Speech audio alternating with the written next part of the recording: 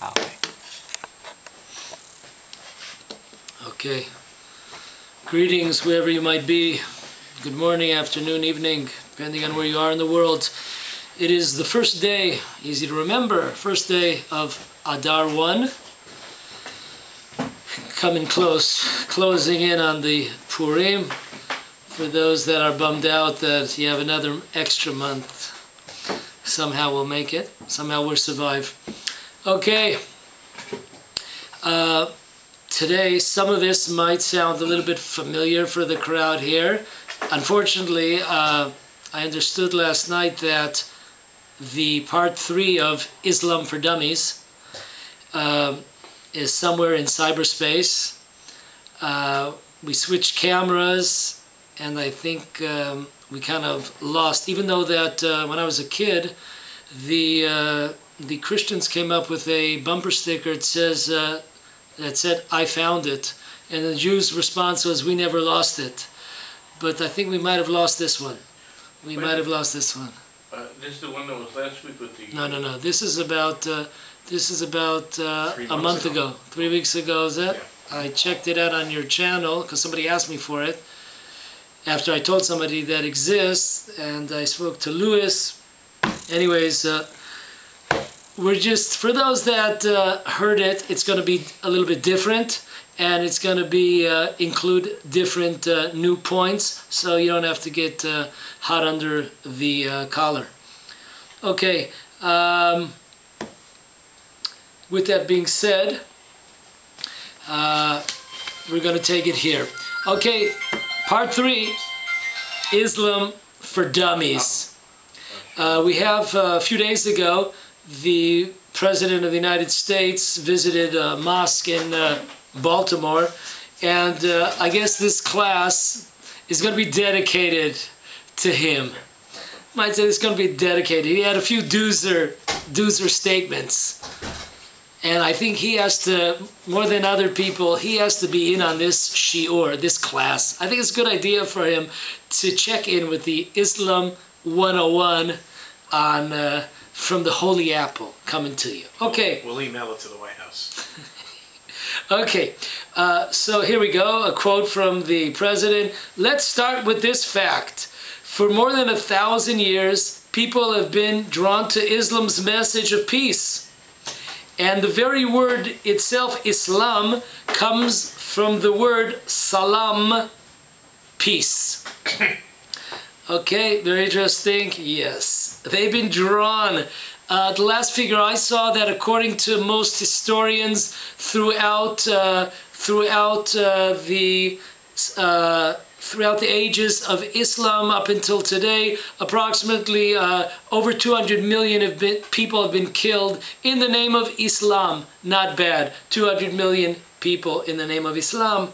Okay, but here the funny part is that Islam, the word Islam, does not come from the word salam or shalom. It comes from the word subdue themselves to Allah, or to the Prophet of Allah. So if you're subdued to the will of Allah and to His Prophet, that's Islam. Comes from the word aslama, submission. Okay, it comes from the word submission. Okay. So if you're a Muslim, you submit to Allah, you submit to the Prophet, so-called Prophet of Allah, Muhammad. Okay, there's number 1. Number 2, very interesting statement by Obama. Jefferson and John Adams had their own copies of the Quran. Okay, they had their own copies of Quran. Okay, here we go. Why do they have one? Very interesting. Why were they have a copy of it? The reason Jefferson had a copy of the Quran was to try to understand, in light of what the Muslim ambassador from Tripoli had told him and John Adams. When asked why Tripoli pirates were attacking American ships and enslaving Americans, the Muslim ambassador explained that Muslims are commanded to do so by the Quran. It was written in the Quran that all nations which do not acknowledge the Prophet Muhammad were sinners, whom it was the right and duty of the faithful Muslims to plunder and enslave. And therefore every Musliman who was slain in this warfare was sure to go to paradise. I just love it. Yeah, that's why they had a Quran on there, try to understand what was going on in the psyche, of the ambassador from Tripoli. Yeah. Okay, one more classic of his. Obama. We have to be consistent in condemning hateful rhetoric and violence against everyone. And that includes Muslims here in the United States of America. Okay, interesting. Facts are relevant here. What's the facts? Facts are that the last time we have statistics, that was in 2014, Jews were targets of hate crimes 4 times the amount of Muslims. No mention of that. 4 times the amount of Muslims that were targeted for hate crimes in 2014. Okay, Obama. These are the voices, last but not least, these are the voices of the Muslim scholars, some of whom join us today, who know Islam has a tradition of respect for other faiths. You just love it. I don't know, man. If I was on Saturday night, if they would invite me to SNL, Saturday Night Live, I mean, I would just have a great time with this. I think, in fact, on Purim, I'm going to do a skit on Obama in that mosque in Baltimore. I think I'm really going to do it this time. Yeah, I'm going to do it this time, yeah. That's just great. Respect for all faiths. Come on, man. No explanation needed. Okay. Now, we have to, I said it's the 1st of Adar, and even though we're upset that we have to wait a month and a half till we get to Purim, we're a little bit bummed out perhaps. I'm going to start with I have to start with get that smile back on our face over here after Obama was merited to have us a little bit besimcha in his funny words. But here's the great one. There was, I forgot what his name is, true story. There was one of the famous spiritual counselors of a famous yeshiva, and one of his jobs were to wake people up in the morning. Well, it's really fun, you know. You have to wake people up in the morning. You know, I'm not going to get into all to the gory details what it entails to wake up people in the morning, but I do it sometimes myself, so I have a little bit of an inkling of what it is. But anyways, so the this coach, we'll call him, spiritual coach, he's waking up all the boys. And later on in the middle of the day, the coach notices that one of the boys who did not show up for the morning prayers, all of a sudden comes up to him. This boy comes up to the coach and he says, I have to tell you about this. From 5 o'clock till when you came in the morning, from 5 o'clock till you came in at 6:30, I want you to know that I had a tremendous battle royal here going against the evil inclination. It was, it was the greatest fight, you know. It was the greatest fight that I've ever had. And I want you to know that I won that fight. So the coach is like, won the fight? That's like saying Carolina won the Super Bowl against Denver Broncos. Like, 1 second. Isn't it the opposite? So, like, what's going down over here?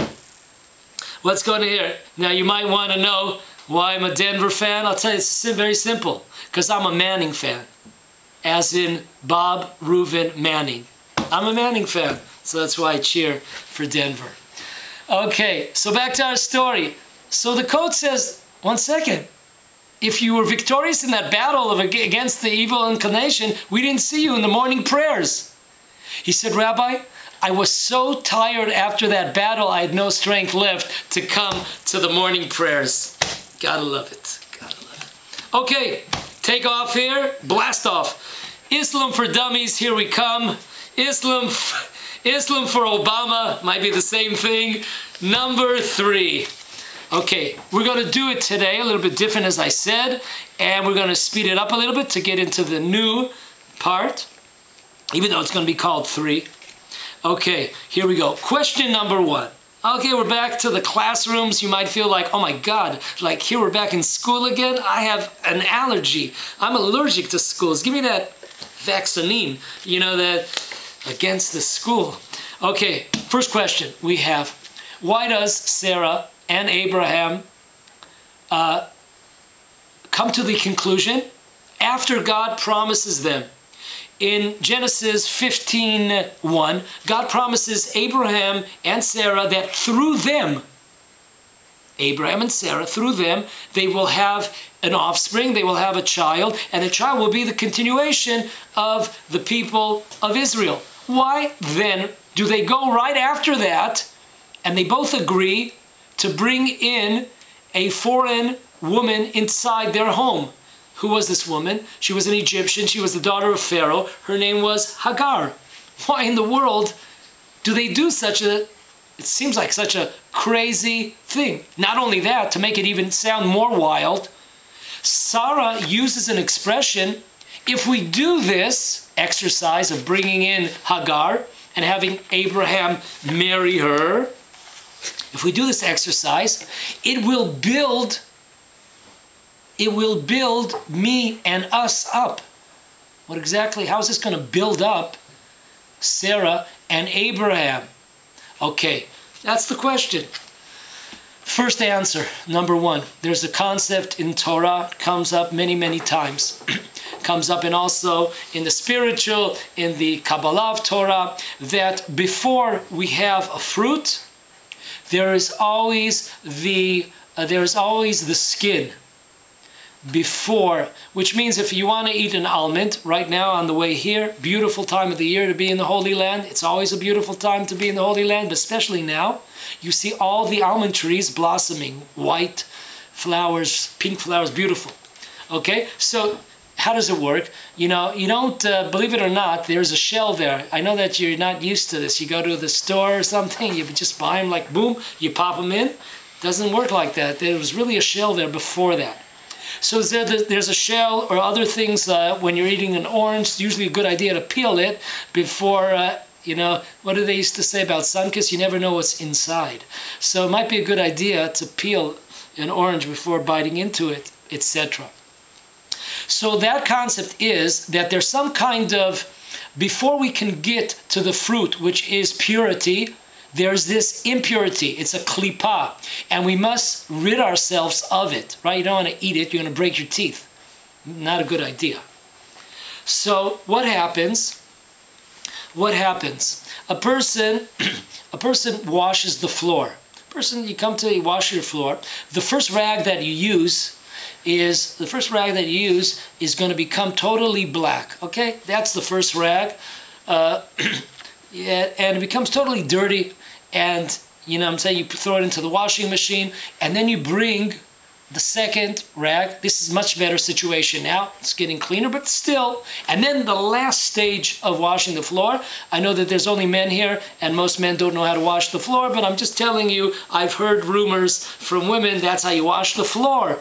Okay, so we have, it's a process here. We have the first one, you know, when I was in a science fair, in 8th grade or 7th grade. Yeah, so I showed how we could turn sewage water into clear water. So it has various stages. We had stage number 1 when you see all the pollution, and number 2 it's a little bit better, and number 3 getting better, and number 4 you could actually drink that water.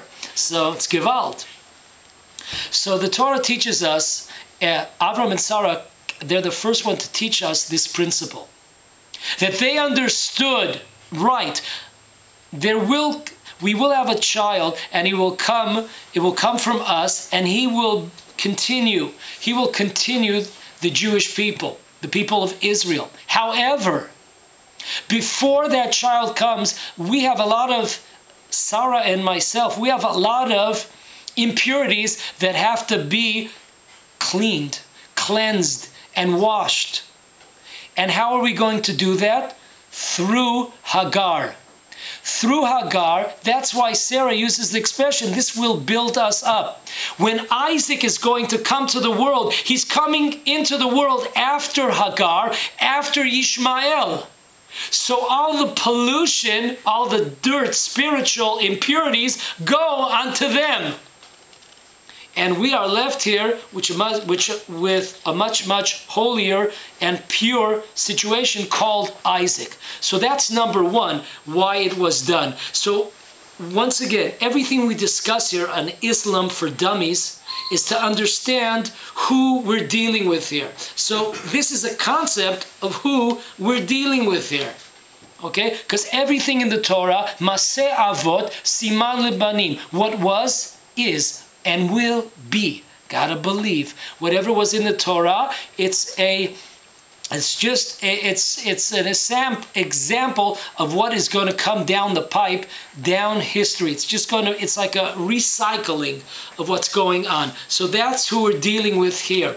This impurity. Now this impurity was one type of impurity. It was impurity of kindness, chesed. That went out. Kindness is not all good, because you could be kind. I have a relative who was once on. They were on their way to Gaza to help the enemies of the Jewish people. Okay, a very close relative of mine was on the way to Gaza to help the poor Arabs. So thank God, I spoke to her. My wife spoke to her. Eventually, she ended up in a good place, Esha Torah. But so there's a lot of good people out there with a good heart that are out there, Jews that are out helping the enemies of the Jewish people. This is a impurity of kindness. This is not Jewish kindness. This is tremendously polluted. This is kindness that we want to stay away from. That kindness is the kindness of Ishmael. Okay, on the other side of the spectrum, you could say, okay, so if, according to our theory, that first we have to get clear, that first comes the shell. When you have a fruit, first comes the shell, first comes the pollution. Afterwards comes the fruit itself. So the pollution is the Islam. The pollution is Ishmael. So how could it be? If so, how come Isaac and Rebecca, why do they have some person named Esau? He seems kind of like a bad dude to me. Where's the purity here? It should have been that they should have produced a pure soul here, just like Jacob was. So where does he come? So as we said, just like we stand on 2 feet, we have 2 arms. So the arm, there's the right side, which represents kindness. The left side of a person represents judgment, criticism, deen, what we call. There's a need to, Isaac is a form of true Jewish, strength, judgment, and criticism. He comes from the holy side of the coin. Who's the opposite side? That Isaac had within him still. He had still a bad side of this gvura, this judgment, etc. He had a bad side to him, and that side had to be cleansed also. So just like Abraham had a side of him that he accepted everybody, he was not picky when he chose people to come close to them. This is something that could be very, very dangerous. You got to check a guy out. Got to check a person out. So he was on the kindness side. Abraham needed a tikkun. He needed to be cleansed. That bad side of his kindness came out in Ishmael. On the other side, Isaac has the opposite side. He has the tremendous strength and brazenness, etc., which is good sometimes. And he had certain bad parts in him that came out, the impure parts, the polluted parts, came out all on the side of Esav, which is from the Christian world. Okay, so we have those two sides. תורת הקדושה בשפת המאה. אני אומר את זה. לא יכול לשמוע את המילים האלה. אייזק. איזה אייזק? Okay.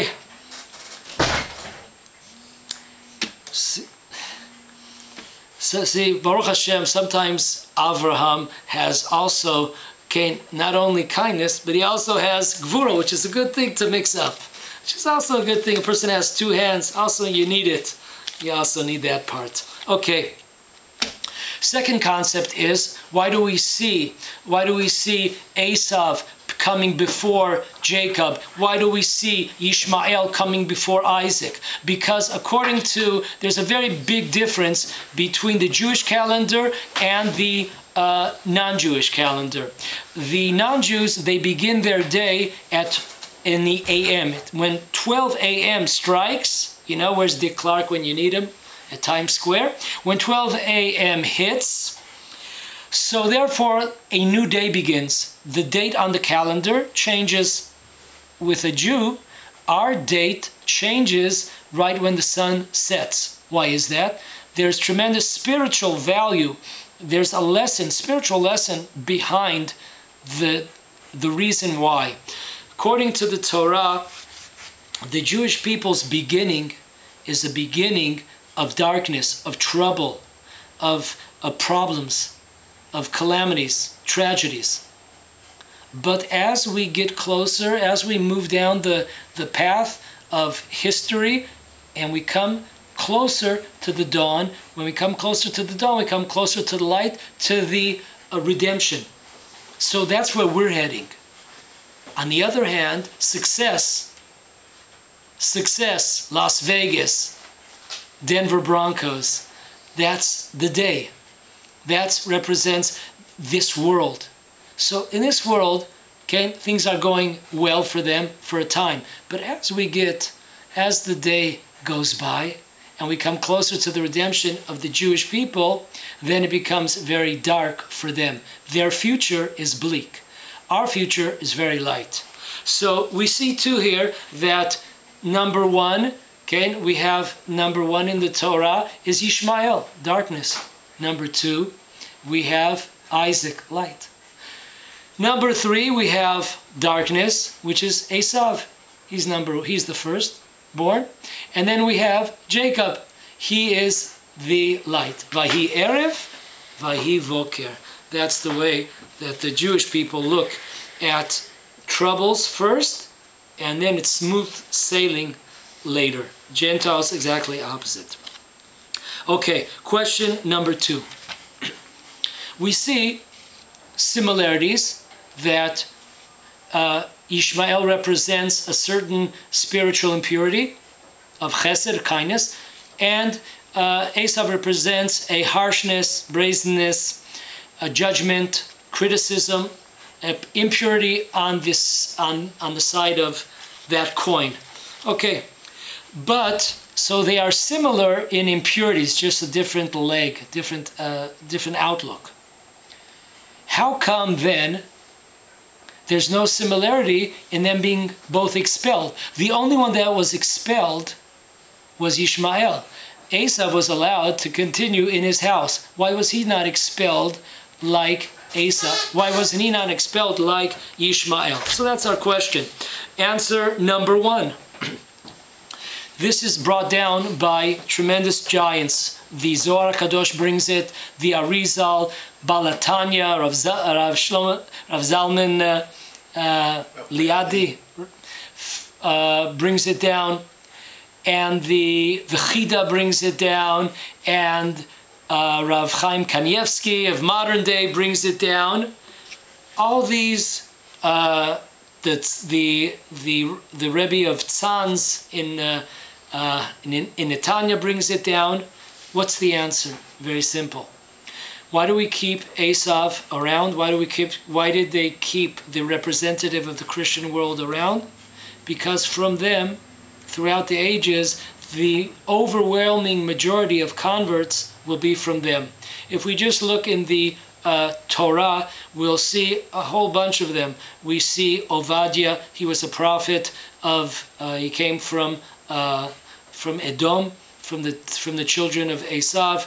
We have Onkelos, we have Rabbi Meir, we have Rabbi Akiva, we have Shmaya and Avtalion, we have the children of Haman that learned Torah in Bnei Brak, we have the children of Sisra that learned Torah also in Bnei Brak. If we look down the line, we'll see throughout the generations till this very minute, the overwhelming majority of converts have come from the Christian world and almost none from the Muslim world. So therefore, that's why, according to all these superstars that I mentioned, all these great sources that I mentioned, according to all of them, that was the reason that Ishmael was expelled. To understand this further, we come to a little bit more of a clarification of this from a holy book called Hameir Derech. He brings in an unbelievable point. Now we know that, we're not going to get into it, but we've spoken about this before, different classes, that when Adam and Eve sinned, basically what happened was all the spiritual sparks spread around the world. And therefore, God created such a thing called exile. God created a thing called exile.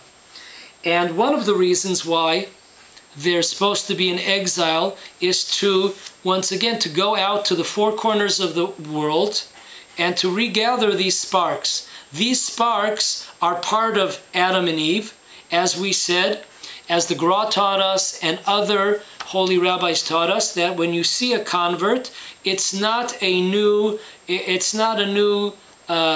person really here. It's somebody that was part of the Jewish people and over the ages got lost through assimilation or through all kinds of terrible Holocaust, etc. And somehow they got out of the Jewish people and they assimilated, etc. But then they come back. So these were people, converts are people that were with us on Mount Sinai because they're part of the spiritual sparks of Adam and Eve.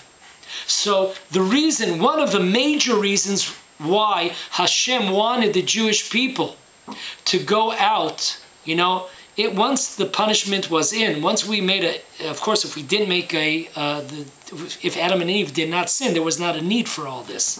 We didn't have to go out anywhere. But that's not the way it worked. So, sometimes you have to have plan B. Not always plan A. Sometimes you have to have plan B.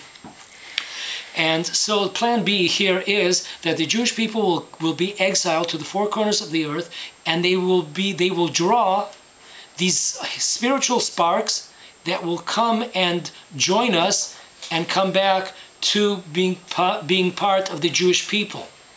So therefore, listen to this. It says in the Talmud in Sukkot 52, why does 4 things God hates? 4 things God hates. 2 out of the 4 are something we just mentioned. 2 out of the 4 are exile.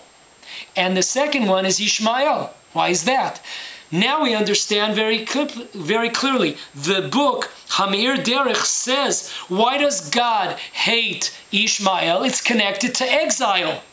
The whole reason that God put the Jewish people into exile was in order for us to gather up converts. But with Ishmael, with the Muslim world, there are almost no converts. So why are we in exile? So we have 2 strikes and you're out on the Ishmael. 2 strikes. 1, that there are no converts from him. Number 2, there's no need to go into the exile. Then the exile was futile. There was no need for it because you're not bringing back to the fold these spiritual sparks that were scattered by the sin of Adam and Eve. So therefore, that's why he was expelled. And Esav, even though he's terrible, but there is a connection. There are thousands, who knows, over the generations of souls that came back to the Jewish people through the Christian world. So therefore, they were spared to be exiled. Okay, answer number 3. Why was Ishmael to be tossed out? Kuzari, in a second article, the 14th paragraph. What exactly the Kuzari, Rav Yehuda Levi asked the question, what exactly was the rivalry, the hatred between Ishmael and Yitzchak? What was the bottom line? What were they fighting for? We know that there have been many battles in the world. There was Cain and Abel, Cain and Hevel. We know there are sources that tell us what was behind the argument, what was the ideology behind the fight. So very interesting. Listen to this. The Rav Yehuda Levi, in his classic work Kuzari, says that the argument was who will inherit the land of Israel. The jealousy of Ishmael against Isaac was based on the fact of who is going to be in charge of the land of Israel. And therefore, Kuzari writes that Ishmael was expelled to show us that he is the klipa, he is the shell, he is the impurity, he is the pollution. And what it says, because he is the son of Abraham, he will receive tremendous wealth in this world. In this world. But the covenant of Abraham will be continued by Isaac.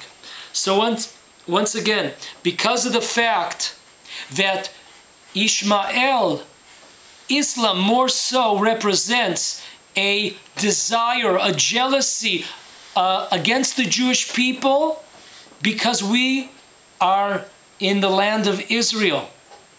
And therefore, because that's really what the fight is all about, therefore, Hashem shows us what the reaction should be.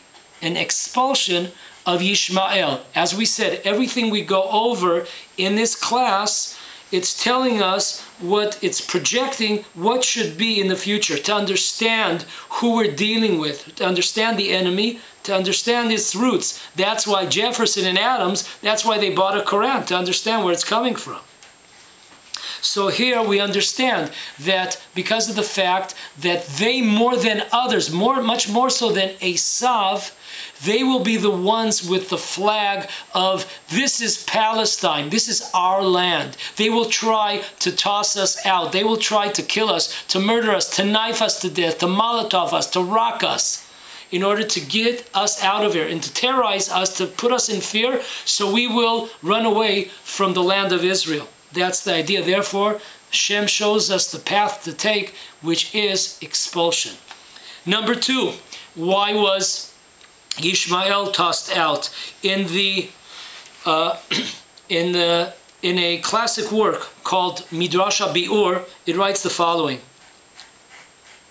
This is a good question. We see that when did the idea come into Sarah's head in order to chase away Ishmael from Isaac and from the land of Israel? When did that come into her head? So the Chazal, the rabbis ask a question here. I don't understand. For 13 years, right? Ishmael now is 13 years when he left. That's when it happened, when he left. We talked about this in a previous class about how there were the SNL of Abraham's Day, the Saturday Night Live crew, were joking about the fact that Isaac was not really from Abraham and Sarah. He was probably from the king of the Plishtim, the Philistines. He was probably from Avimelech. So anyways, that was the age of 13. Ishmael was the age of 13. So for 13 years, Chazal say, Sarah never heard Ishmael laugh? I mean, what kind of childhood is that? You know, You might have to call, sometimes in Israel they call the social workers on you and they steal your children. We might have to steal the children from them. Okay, what does it mean? So Chazal tell us, the rabbis tell us, that Sarah saw in prophecy, she was given a prophecy to see the future. And she saw, what did she see? She saw that there would be a group, a large group of Egyptians. Don't forget, once again, where's Ishmael from? He's from Hagar. Where's Hagar from? She's from the daughter of Pharaoh, Egypt, right?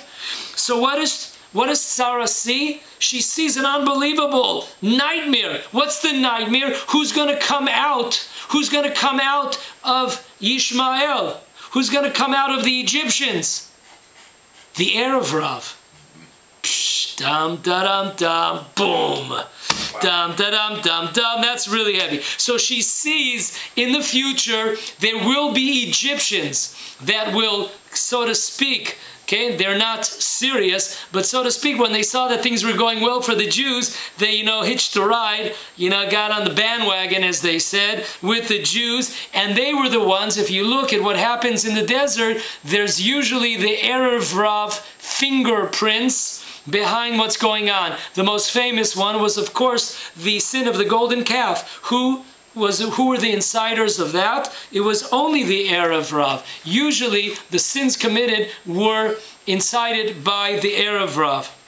The multitudes of nations that so-called converted, they were accepted not by God, they were accepted by Moses without consulting first to God. These people, according to the Torah, these people till this very minute as we're broadcasting here, they are torturing spiritually torturing, sometimes also torturing physically. Yeah, got it. The Jewish people, the real Jewish people. So when she saw that, what was her response? Expel. Expel Ishmael. From him will come, his descendants will come, the heir of Rav, these multitudes of converts who were not for the sake of heaven, and they will cause tremendous hardship for the Jewish people. Expel. Fourth answer is why Ishmael was expelled, comes from another book of Chazal called Midrash or Afela. It says the following, once again, that Sarah saw in her spiritual, don't forget, she was spiritually, prophecy-wise, she was above and beyond her husband Abraham.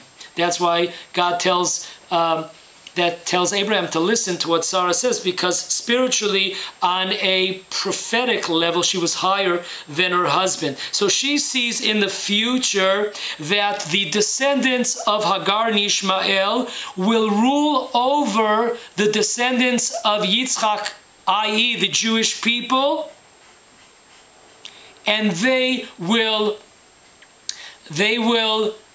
subdue us, and they also will rule over us, and they will also laugh at us. They will also laugh at us, which is very interesting. Because if you look at a lot of times, when Jews are walking by and they get accosted and attacked by Arabs, look at a lot of times it's done with a lot of laughter. Once we showed here, a couple of years ago, maybe 3 years ago, if you remember, those that saw, there was a big snow that covered Jerusalem, and there were some religious boys with the hats and the suits that were walking near the Damascus Gate, and through laughter they were attacked with snowballs, etc., to their heads, and the whole time that they were attacking, it was done through laughter. So that's a very interesting comment by Chazal here. So we see why those are 4 reasons there was a need to expel Ishmael. Okay, question number 3. Why does Abraham, after not such a great experiment with Ishmael, okay, instead of didn't we learn this lesson? Yeah. No, we're going to do the same mistake. At the age of 140, okay, this is shortly after Isaac was sacrificed, but during the binding, Akedat Yitzchak. So Abraham now is 140 years old, because he was 137 at the Akedat Yitzchak, at the binding of Isaac, when he's brought up to Jerusalem. He marries a woman named Keturah. I'm not going to get into exactly who she is, but from this woman come six Jew haters, we might say. If you look at the nations that were created, that were brought into the world by Abraham and Keturah, it's an amazing thing. Many of these nations brought tremendous calamities upon the Jewish people, terrorized the Jewish people throughout history. Why did Abraham do that?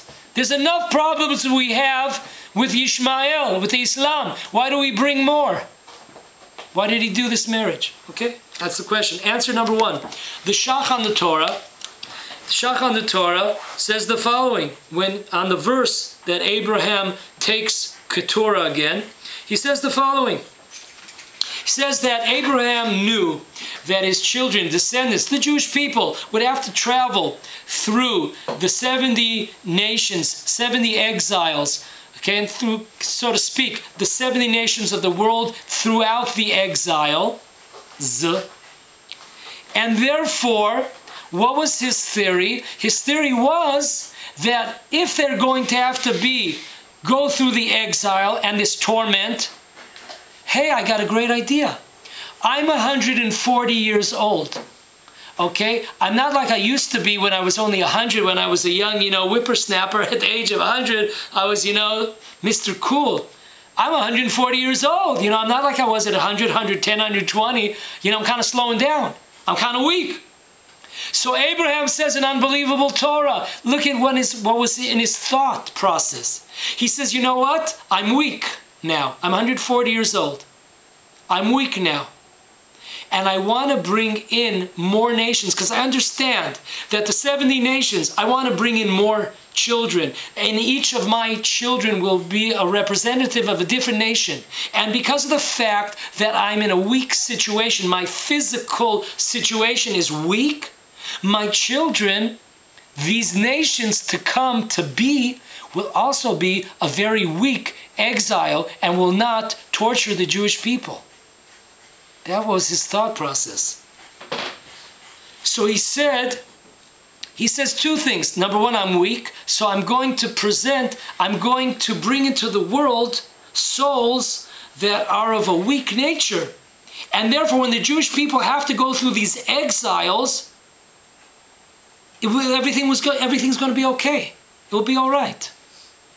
Second thinking process was that, listen, my family, right, Keturah, according to most opinion, she's Hagar, reincarnated. She's back to Abraham. So from her is Ishmael.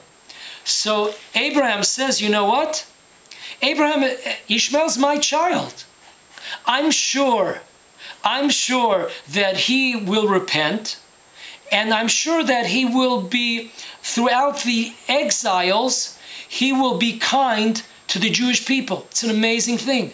Now that's why this theory, this thinking, when the Jewish people were exiled by the Babylonians and the temple was destroyed, you know what? The Babylonians asked the Jewish people, hey, where would you like to go to? And you know what the response was? You have your choice, you get arrested, and they say you have one phone call, okay? Where are you going? Do you know where you're going to? Do you like the things that life are showing you? Where are you going to? So they said, wow, we got a great idea. What's the idea, folks? Wow. Brilliant.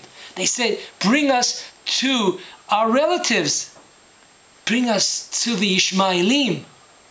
Bring us to the forefathers of Islam. And they're brought to the children of Ishmael. Once again, this is after the first temple was destroyed. Okay? First temple was destroyed. So we have from Abraham, we have 400 years, you know, and then we come out of Egypt, and we're 40 years in the desert, and then till we're talking about 1,200 so years after that. And they go by, hey, halan, sahalan, kif halak, habibi, alhamdulillah, we're so happy to see you. And they give the Jewish people, these are brothers, cousins, whatever you want to call, family. They give us these like salty kind of food, you know, salty kind of food. If you thought sometimes, you know, like sometimes like Moroccan food, if you're not used to it, like I'm a poor Ashkenazi guy, if sometimes you get that Moroccan like bow, like, whoa, where's the fire extinguisher? Shh, yeah. What did I just eat over there? Calling the troops. So they give him this, you know, this really salty food. And then they're, is there anything to drink here, you know? This is the pre-Coca-Cola days and RC. So they give him these flasks. You know, they give him these flasks. You know, if you ever watch that Daniel Boone series, you know, something like that, you know, a pouch, and there's like supposed to be some liquid in there, in those pouches that they have, you know, leather on them. So, and they open it up, and it's just like full of air. And all of them, you know, are killed off. You asked for it, you got it. It ain't Toyota, it's Islam. Okay, so Abraham, he takes, after he's 140 years old, he's thinking, wow, this is a beautiful idea. This is a great idea. I'm weak. I'm going to have weak children, and they're going to be nice to the Jewish people. I'm going to take in, once again, Hagar. She is the mother of Ishmael, and Ishmael, he will also be kind to the Jewish people throughout the ages when the Jews have to be exiled. Didn't work out. Didn't work out. Rabot machashavot belevish. Many thoughts we have. Thought of Hashem is the one that comes into being. Now, very interesting. The same thought process went through Isaac. It says in the classic work by one of the students of the Baal Shem Tov called Be'er Maim Chayim. It's written in the portion Toldot on the 29th page. 29th page. He writes there, why... Okay, he writes there, why was Esav allowed to remain? Why wasn't he thrown out like Ishmael, expelled like Ishmael? Why was he allowed to stay? And it says, the Be'er Maim Chayim says an unbelievable Torah, says that Isaac saw in his prophecy that the Jewish people would be forced to go into exile. And he wanted to make sure that that exile would be as comfortable as possible for an exile to be. And therefore, he said, wow, this is my son. Esav is my son. He will definitely, he's the brother of Jacob. He's my brother. He'll definitely treat the Jewish people well. And therefore, he was not expelled from the house of Isaac and Rebekah. Now, this is an amazing Torah. We have on one hand Abraham looking towards Islam. How are they going to treat the Jewish exiles? We have how are the Christians going to treat the Jewish exiles? Both are awful. Both are tragedies. It didn't work out like Abraham thought. It didn't work out like Isaac thought. But check this out. Unbelievable. It says in the Talmud, Tractate Shabbat, on the 11th page, it says, unbelievable, it says that it's best if you have to be exiled, you know, like, where, you know, you're going into the slammer. So they ask you, which one would you like to go to? You gotta know. You know, this is -5 stars, and this is -6 stars, and this is -10 stars. You gotta know the minus of the stars before you go in. You know, You go in. You know, you want to go to someone's house, so you have 3 or 4 offers. You got to know what they're offering. You know, if it's Mike's chulent, you know, it's a good offer over there. But other people, you might get, you know, some phony chont, a replica. Poor replica of it. So anyways, folks, so the Talmud tells us that if you're going to go into exile, it's best to be in the exile of who? Of Ishmael, of Islam. Well, is that the decision? Unbelievable. No. There's another opinion. In the same, we quoted a couple of minutes ago, the Shach on the Torah. The Shach brings in a source that what it really says is, in the Talmud, is that it's best to be under the Christian world, Esav, and not Ishmael. So this is a tremendous Torah here. Who's correct? They're both correct. They are both correct. Isaac and Abraham had a tremendous plan. And they really had tremendous intentions. It didn't work out that way.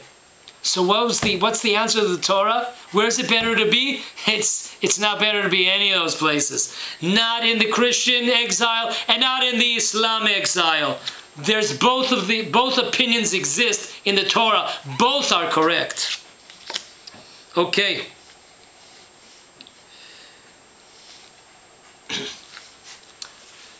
We are question number 4. Question number 4.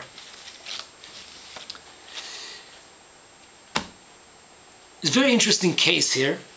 Very interesting case.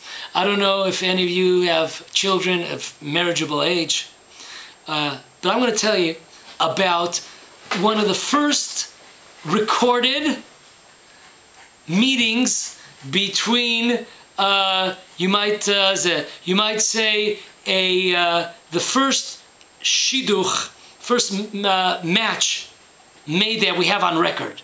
Okay, here's how it goes. The scenario here is the following. Esav is 63 years old. Isaac wants to bless him. Isaac is 123 years old. Don't forget to give us that 2-minute warning. We're Bronco fans. Okay, so here's the scenario. We have Isaac is at 123 years old during the blessings. When he wants to bless, Esav. Okay? Ishmael, he's 136 approximately, 36 and a half. Okay. Now what happens? It doesn't work out like Esav thought. You know, Jacob comes, steals his blessing. We all know the rest is history. That's all she wrote. Now, Esav has a vendetta out. He's out for blood for Jacob. Okay. Now, he overhears his parents talking that they don't like the women that Esav has chosen to marry. Why does Isaac and Rebekah not like these women? They're Canaanites. Because of the fact, not only that, because of the fact that also from Canaan, from the land of Canaan, and also we see always our forefathers steered away from people from there, from those parts, from that nation specifically. But also, we see another point. We see the fact that they worshipped idols. And that's why one opinion, why Isaac became blind. Okay? That's why Isaac became blind. I don't know if that's why Stevie Wonder was blind, but it's idol worshipping. Idol worshipping. So Esav hears, and we know that Esav, he was kind of like a big honcho when it came to respecting his parents. So he hears that his parents don't like the women that he chose to marry. No problem. He says, I'll keep on marrying. Who does he go to? He goes to Ishmael, the Islam world. This is an amazing thing. Okay, because we're going to see this till the end of days. This is our CNN. This is our Fox. It's a marriage here between two universes. With the universe of Islam and the universe of the Christian world coming together. This is going to be a memorable wedding. You thought when you saw those Jews, when you saw the Jews dancing at a wedding in Jerusalem with the pictures of Duma, you know, you thought that was one heck of a wedding. It's nothing. We have here really, this is the wedding of the world, of the century, of history. Wedding of history, yeah. Okay, I'm sure that, I hope that the Secret Service is going to be there photogram. I mean, this is what we're dealing with. We're dealing with, in our times, the combination of the Christian and Islam world coming together. Bad sign for the Jewish people, as we shall see. The first time they come together is now. Okay, they come together. Esav goes to Ishmael. Esav goes to Ishmael. Once again, I hope you remember all the ages. If not, just pass back. You know, rewind. Okay, so now, Chazal tell us, where is it written? Chazal tell us in two places. One is Toldot Midrash Rabbah, portion of the week, Toldot Midrash Rabbah. The second one is from a different Chazal, different book of the rabbis called Agadat Breshit. Here's what they say happens.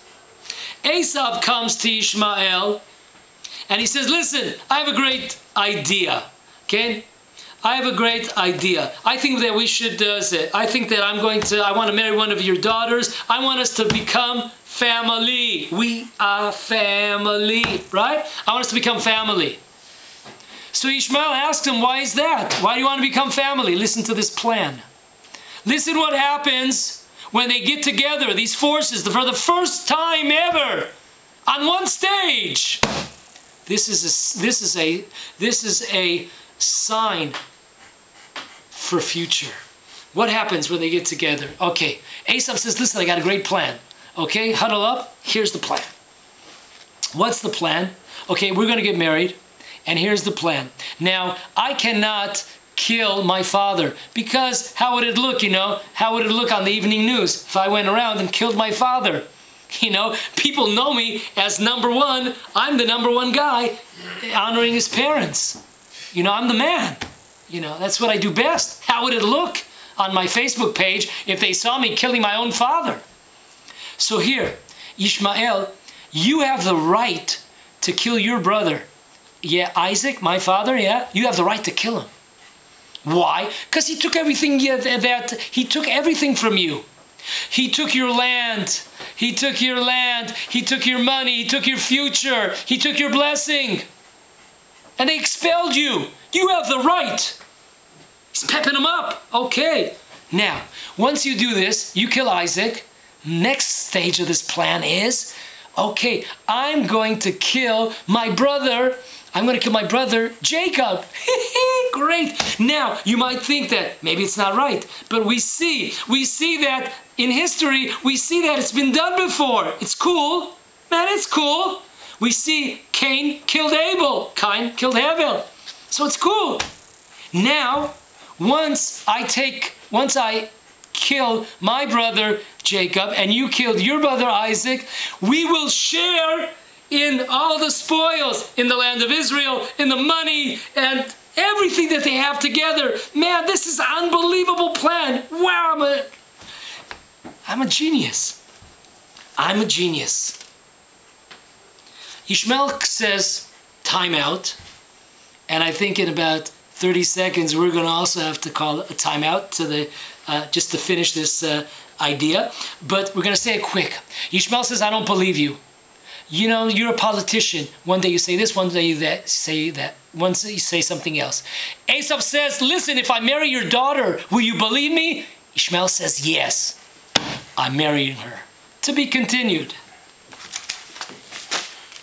So it seems, Rabbi, just in the last 50 seconds, that it's more negative for the world when Christianity moves towards Islam than when Islam I guess move the other way. If it would ever move the other way. I'm not going, we'll see. That's two continued. We're going to be continued to see who's better, who's going to get blown away here. Okay. Is that what you said?